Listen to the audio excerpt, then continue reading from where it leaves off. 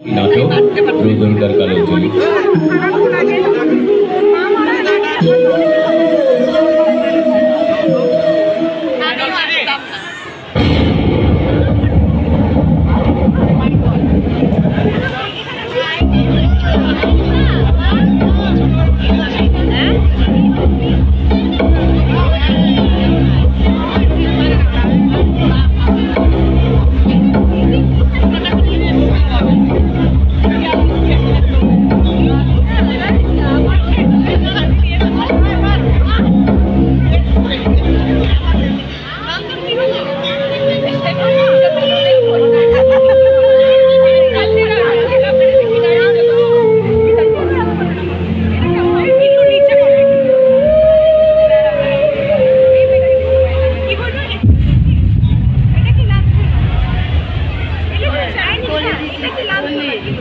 সূচনা হলো মহাভারতের মহাকাল।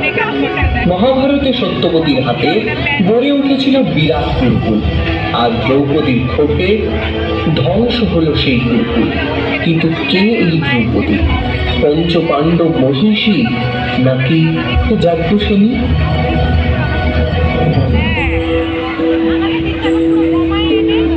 দ্রৌপদী মহাভারতের নায়িকা, কিন্তু তার কোনো শৈশব নেই, কৈশোর নেই। জন্ম হতেই সে মনুসং বিগ্রহং তত্ত্ব সমাতরম বন্দিনী। যাজ্ঞসেনী দ্রৌপদী একজন নারী হলেও বীর্যে সে পুরুষ। তাকে শিখতে হয়েছিল যুদ্ধবিদ্যা, অস্ত্রবিদ্যা, সমস্ত কলায় তিনি ছিলেন পারদর্শী।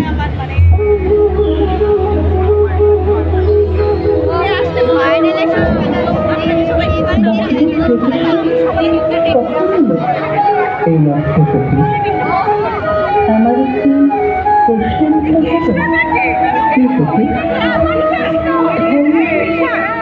ধর্মের পাঁচ আখ্যা, জ্ঞান, ন্যায়, প্রেম, সমাপন, ভক্তি, এই পাঁচটিকে একত্রে রাখাই ধর্মের পথ চলা।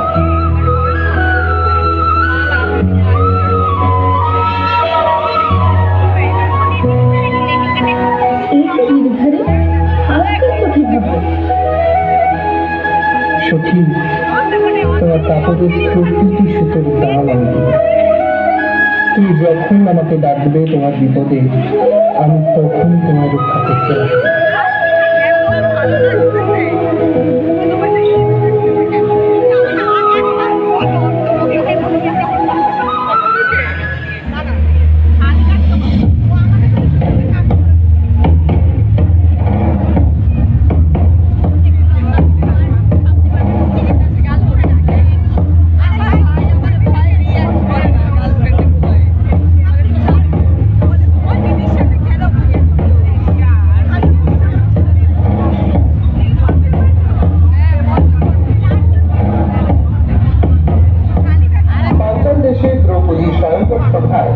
একে একে যখন সমস্ত বীর যোদ্ধাগণ মাথায় চোখে নিশানা লাগাতে ব্যর্থ, তখন এগিয়ে এলেন রামপুত্র অর্জুন।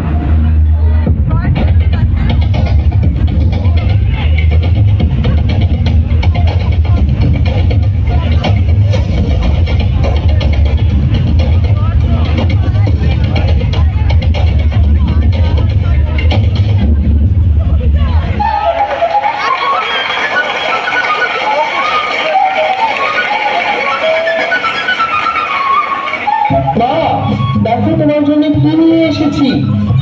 যা এনেছো তা তোমাদের সবার মধ্যে ভাগ করে নাও। একটু কথার জন্য তাকে গ্রহণ করতে হলেও 5 স্বামী। এখানে ছিল আরো লাঞ্ছনা, শুধু হলো পাশা খেলা। একে একে পাণ্ডবেরা সব হারল, এমনকি নিজেদেরও কম রেখে ধরে বসে।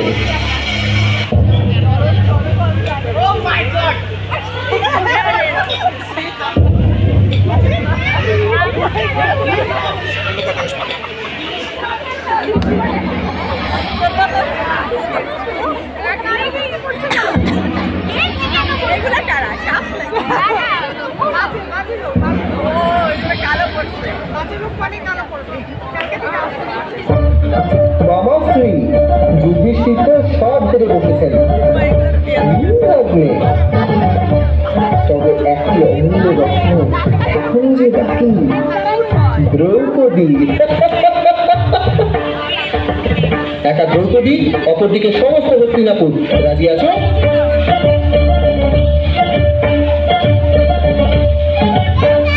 রাজি।